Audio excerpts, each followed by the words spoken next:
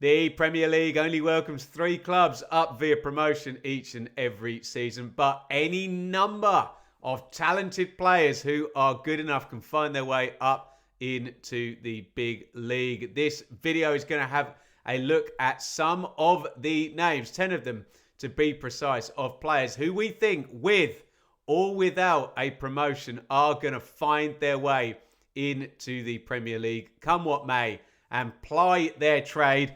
I may think the Championship is the best league in the world, but in the richest, most broadcast league in the world, everyone wants to get there. I'm under no illusions about that. Get involved down there in the comments. Let me know players who may be playing for your club. Maybe you've come up against them who you think are ultimately going to be Premier League players. They are going to be saying goodbye to the Championship at some point and are just stopping temporarily on their journey up to the top.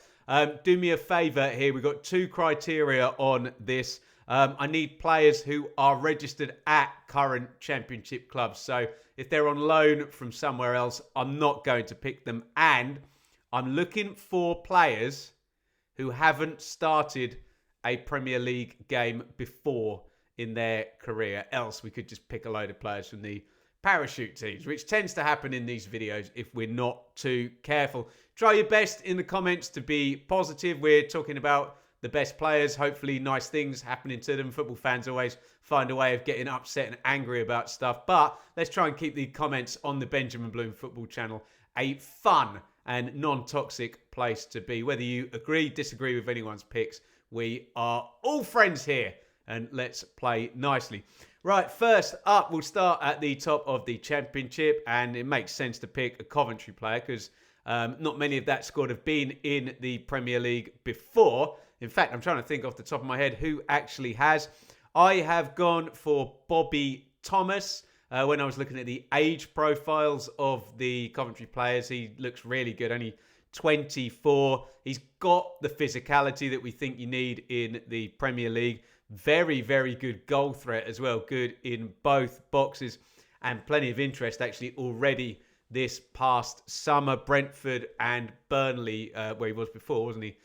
Thomas linked with in the summer. So you could pick any number of names from Coventry. I'm not going to try and duplicate any players or any more than one player from a club. So I will go for Thomas from Coventry up at the top of the league. And let's just move down a place and get the obvious easy ones out the way. Obviously, Hayden Hackney of Middlesbrough has never played in the Premier League. He's a Borough boy. He's been at Borough the whole time. Borough haven't been in the Premier League for a long, long while. Hackney only 23, and it's quite the surprise that A, he's still at Borough, and B, he's not in the Premier League already. 150 plus appearances, 43 at Borough last season, ever present this season. Spurs, Fulham, West Ham, Man United, Porto, although that wouldn't make it a Premier League move, would it? But loads and loads of links with Hackney, and I wonder whether his value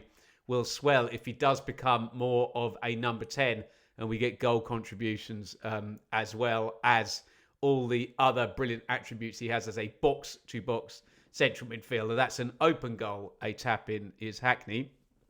Let's go for a less obvious one. We'll go for Zach Sturge of Millwall, 21 years old, left back. And he looks like he's found a place in a solid Championship team who's going to be functioning in the top half minimum this season. And he looks settled. And if he stays fit and Millwall stay the course, he's going to be playing for a long time at a good second tier level. He already took a loan there last season. He's been at Brighton and Chelsea. So technically, Premier League clubs are probably going to think, you know, he's had a good schooling there. And that schooling may be completed in terms of him getting to the top level at Millwall. Could get there with the Lions, couldn't he? But let's give Zach Sturge, the Millwall left back, a shout out. Number 4 on my list, I'm just very loath to just pick young English players, but it would kind of make sense if I did, because we're talking about the English Premier League, aren't we? And those that seem to have the most value are young and English. So I'm not going to pick English players from Stoke City. I'm going to go for Bae Jun Ho, who's obviously South Korean. He's only 22, though. This will be a great bit of recruitment if he either gets promoted with Stoke or we get bids from the Premier League. But he's playing in that number 10 position, not quite putting the numbers up that Manhoff and Thomas and Mubama, who is on loan from a Premier League club, are. But Mark Robins is a very good manager for him.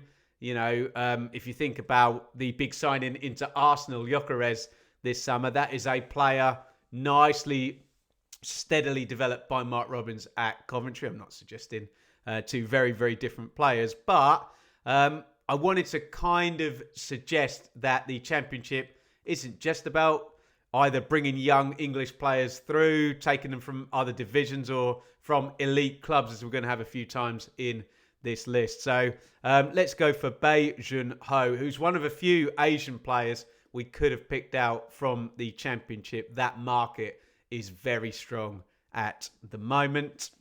Number 5, Charlie Hughes. Now, I know I mentioned Hayden Hackney and Charlie Hughes in the video a few days ago, most important player at each club. So I'm trying not to repeat myself, but I can't do this video and not put Charlie Hughes in.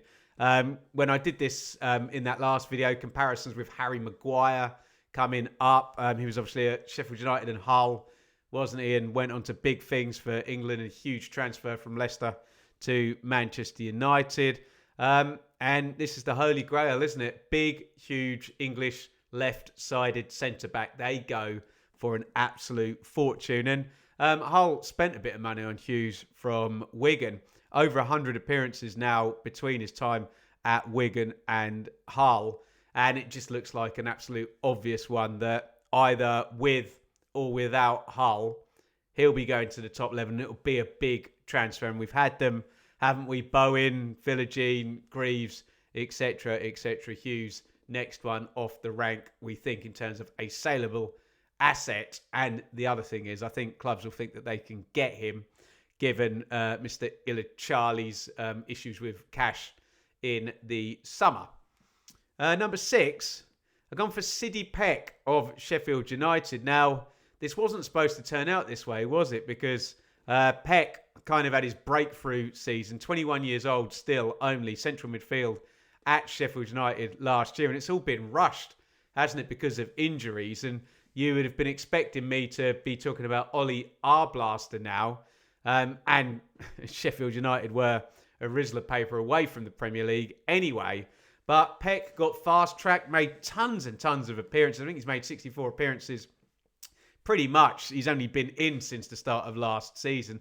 And he's taken the chance and, you know, kind of homegrown lad, homegrown player there and done particularly well. And he's just a mainstay in the team now, Peck. It'll be interesting when, our Blaster does come back. You know, what happens there and who is the kind of main leader in that central midfield in terms of the young players at Sheffield United. But definitely he'll be being looked at as a player who's building up a reputation and just building up a body of work at Championship level.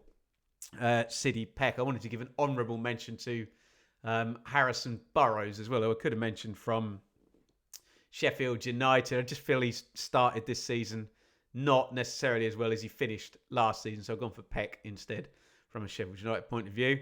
Number 7, I'm going to go for Callum Doyle. And look, there'll be one more way more obvious example of, you know, go figure, Ben. It's an expensive player. I think Callum Doyle sort of 7, 8, 10 million, whatever it was, going into Wrexham from Manchester City. Don't worry, he never played a game in the Premier League for Manchester City. But again, like Charlie Hughes, not quite the same sort of build as Hughes, but still a left-sided English centre-back.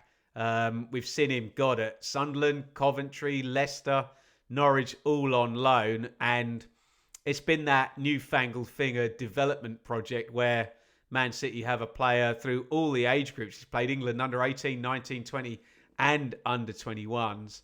But yeah, never touches a Manchester City sort of shirt in anger in a Premier League fixture. But here he is at Wrexham, and bit of a flagship signing, I know Wrexham signed a lot of experienced players for Championship level, but this was one where you think, oh, he's got a high ceiling.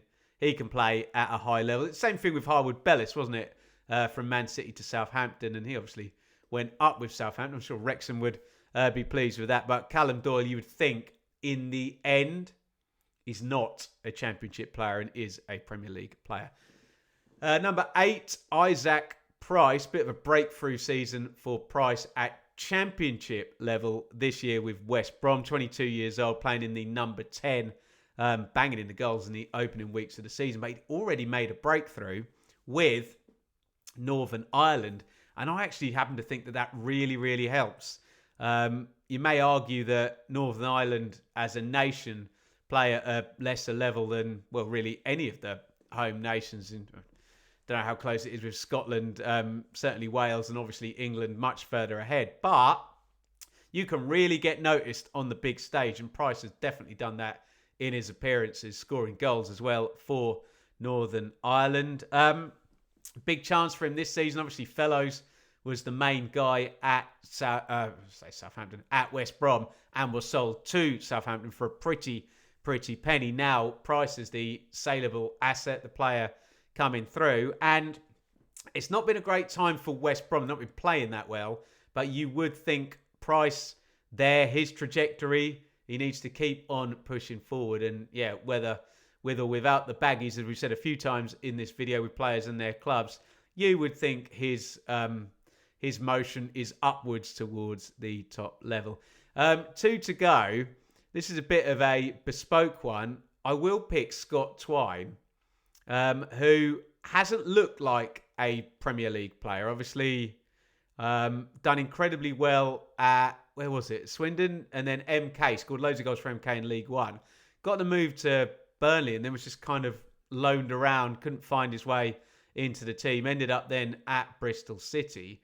I just wonder, in this very, very specific data-driven world where set plays are a really, really big thing now, would you be at all surprised, because he's going to be top of all their dashboards, whatever club in the world, when it comes to attacking set plays, Scott Twine is going to be right up there for everybody because he's scored so many of them. And unless you've been under a rock in terms of your Championship watching, you will know that Scott Twine can stick free kicks in from here, there and everywhere.